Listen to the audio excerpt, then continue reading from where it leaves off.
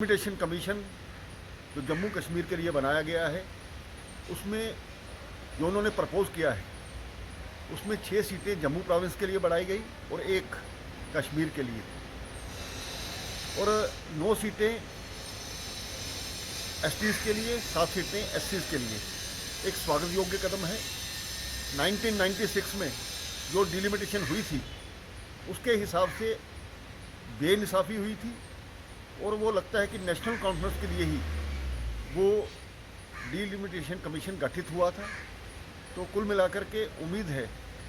कि एक न्याय होगा और आने वाले समय में जम्मू कश्मीर में सभी वर्गों को न्याय मिलेगा और सभी को रिप्रेजेंटेशन मिलेगी। तो जल्द ही डिलिमिटेशन कमीशन की रिपोर्ट आने की उम्मीद है और उसके बाद राज्य में एक चुनी हुई सरकार बने, ऐसा लोगों की भी एक चाहत है। धारा 370 के कारण से जिस प्रकार से हालात बने थे उसी को देखते हुए राष्ट्रपति राज लगाया गया था। तो उम्मीद करनी चाहिए कि जल्द ही फिर से स्थिति सारी नॉर्मल होकर के फिर से चुनी हुई सरकार लोगों को मिलेगी। जम्मू कश्मीर की विधानसभा की सीटों के गठन को लेकर जो डिलिमिटेशन कमीशन का गठन किया गया था, उस डिलिमिटेशन कमीशन ने अपनी रिपोर्ट जो है वो एसोसिएट मेंबर्स के साथ जो है वो साझा की है। पिछले 70 वर्षों के अंदर जम्मू कश्मीर के अंदर लगातार एक आवाज उठती रही है कि रीजनल इम्बैलेंस यहाँ रहा और वो सभी बातें हम सब ने डिलिमिटेशन कमीशन के सामने तथ्यों आधारित वो सारे फैक्ट्स उनके सामने रखे थे। और आज ये रिपोर्ट जो डिलिमिटेशन कमीशन ने और चुनाव आयोग के सहयोग से तैयार की है, मुझे पूरा विश्वास है कि जो एक रीजनल इम्बैलेंस जम्मू कश्मीर के अंदर इससे पहले था, यकीनन डिलिमिटेशन कमीशन और चुनाव आयोग ने उसको समाप्त किया होगा।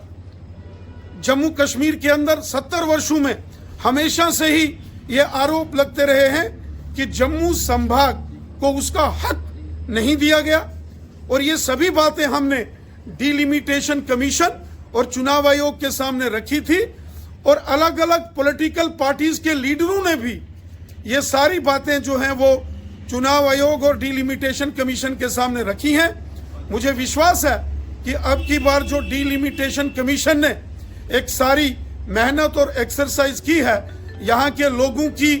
जो एस्पिरेशंस हैं, यहाँ के जो फैक्ट्स और फिगर्स हैं, उनके मुताबिक उन्होंने एक बहुत ही ट्रांसपेरेंट जो रिपोर्ट जिसमें सबको उनका हक मिले, इस प्रकार से उन्होंने जरूर प्रयास किया होगा। हालांकि इस रिपोर्ट की प्रति हमको अभी मिलना बाकी है, उसकी सारी डिटेल्स में जाने के बाद ही हम उस पर कोई टिप्पणी कर सकते हैं। लेकिन जो एक मोटा मोटा खाका हमारे सामने आ रहा है, हमें लगता है कि डिलिमिटेशन कमीशन ने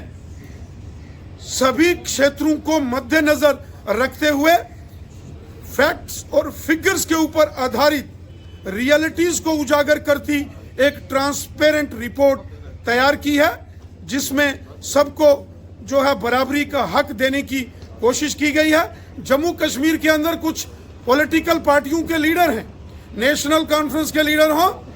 पीडीपी के लीडर हों या कांग्रेस के लीडर हों, वो एक मोहल्ले की बात करते हैं। इन सबको पूरे जम्मू कश्मीर की बात करनी चाहिए, ना कि एक विशेष मोहल्ले या विशेष क्षेत्र के बजाय उनको पूरे जम्मू कश्मीर के परिदृश्य पर अपनी टिप्पणी करनी चाहिए। डिलिमिटेशन कमीशन एक ऑटोनोमस